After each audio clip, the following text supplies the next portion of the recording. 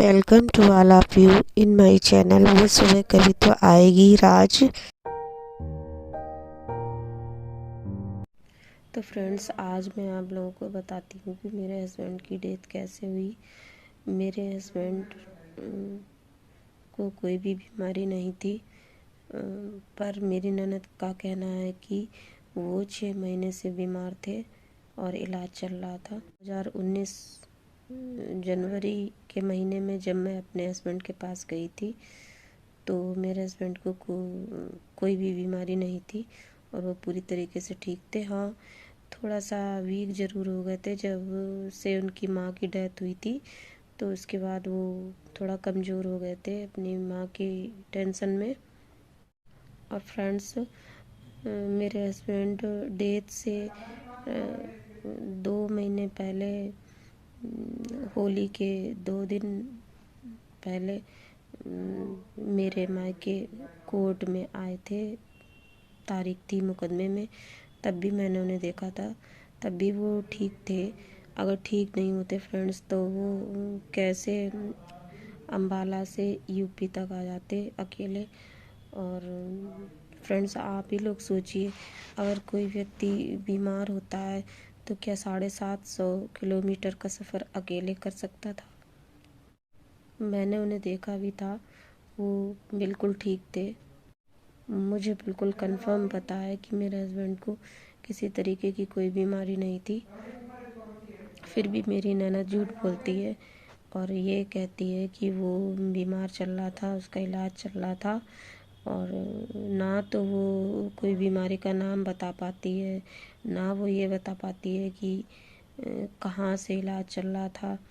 Friends, कभी वो कुछ कहती है, कभी कुछ कहती है, कभी कहती है कि मेरी तो उससे बातचीत ही नहीं होती थी, मुझे क्या पता वो अपना इलाज खुद करवा रहा था, मुझे नहीं मालूम कहाँ से उसका इलाज चल रहा था।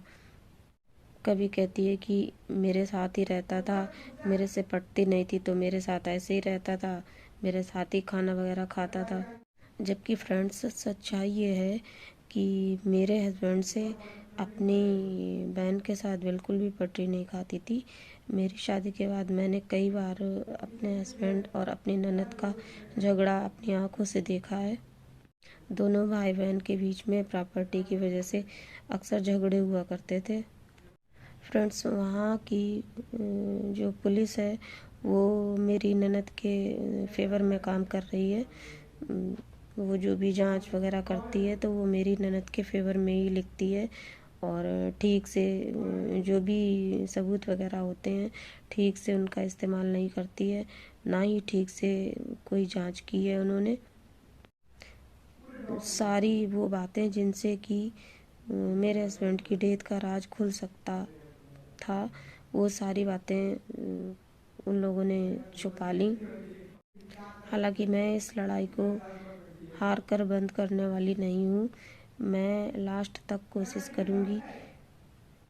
देख लीजिए फ्रेंड्स, जबकि मैं कोर्ट जाती हूँ मुझे बहुत सी जानकारियाँ भी हैं कि किस तरह से काम होता है, और उसके बावजूद भी समाज में किस तरीके के लोग रहते हैं जो एक महिला को सिर्फ इसी नज़र से देखते हैं कि अगर उसके साथ में कोई जेंट्स नहीं है तो महिला कुछ नहीं कर पाएगी, चाहे उसके साथ कैसा भी बिहेव किया जाए, चाहे जो भी अन्याय किया जाए। और मैं कार्रवाई करने से पीछे नहीं हटूंगी, मैं लगातार कार्रवाई कर रही हूँ। आप लोगों से बात करते करते अचानक से मुझे खांसी आने लग गई थी, क्योंकि मुझे थोड़ा सा सर्दी का असर हो रखा है। तो मैं आ गई हूँ किचन में अपने लिए कॉफ़ी बनाने। फ्रेंड्स, आप लोग भी आ जाइए अगर आपको कॉफ़ी पीनी है तो।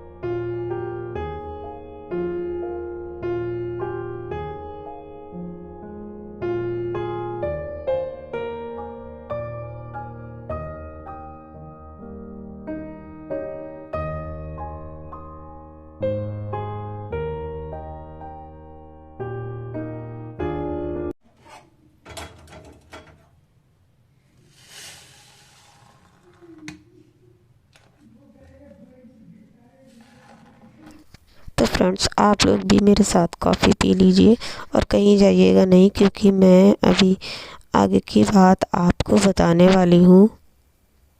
फ्रेंड्स, वहाँ के लोगों को सब कुछ पता है, पुलिस वालों को भी सब सच पता है, बट सारा सच जानते हुए भी उन लोगों ने मेरी ननद का ही फेवर किया है।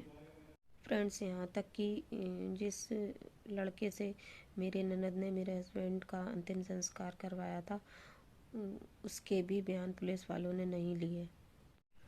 पुलिस वाले शुरू से ही मेरी ननद के साथ मिले हुए थे, क्योंकि जब मुझे खबर मिली थी तो डेड बॉडी घर पर ही मौजूद थी, और मैंने अपने मायके यूपी से हरियाणा फ़ोन करके ये प्रयास किया था कि मेरे हस्बैंड का पोस्टमार्टम हो जाए और संस्कार रुक जाए। पुलिस वाले मौके पर पहुंचे भी थे, उस समय डेड बॉडी भी वहाँ मौजूद थी, पर पुलिस वालों ने ना तो मेरे हस्बैंड का पोस्टमार्टम कराया और ना ही अंतिम संस्कार रुकवाया, और ना ही पुलिस वालों ने अपनी जांच में किसी ऐसे व्यक्ति के बयान लिए जो सच्चाई बता सकता था। जो भी मेरे ससुराल के फ्रंट में जो भी मकान बने हुए थे, जो भी पड़ोसी लोग थे, उनसे तो पुलिस वालों ने कोई पूछताछ की ही नहीं, बल्कि मेरी ननद के फेवर में जो लोग थे, जो कि मेरे ससुराल वाले मकान के पीछे मोहल्ले में रहते हैं, उन लोगों के बयान पुलिस ने अपनी जांच में लिख दिए। फ्रेंड्स, मुझे अच्छी तरह से पता है कि प्रॉपर्टी की वजह से मेरी ननद और मेरा जेठ और मेरे बड़े जेठ का लड़का, तीनों ने मिलकर मेरे हस्बैंड के साथ कोई साजिश की, जिससे उनकी मृत्यु हो गई, और इसी वजह से मेरे हस्बैंड की डेथ की मुझे कोई सूचना भी नहीं दी गई, और मेरे पहुंचने तक उनके संस्कार को भी नहीं रोका गया, और इसीलिए उनकी डेड बॉडी का पोस्टमार्टम भी नहीं कराया गया कि अगर पोस्टमार्टम हो जाता तो डेथ का सही रीजन खुलकर सामने आ जाता और मेरी ननद की पोल खुल जाती। तो आज के ब्लॉग में बस इतना ही, मिलते हैं नेक्स्ट ब्लॉग में। तब तक के लिए आप अपने बच्चों व परिवार के साथ खुश रहिए, स्वस्थ रहिए, मस्त रहिए। Okay, bye.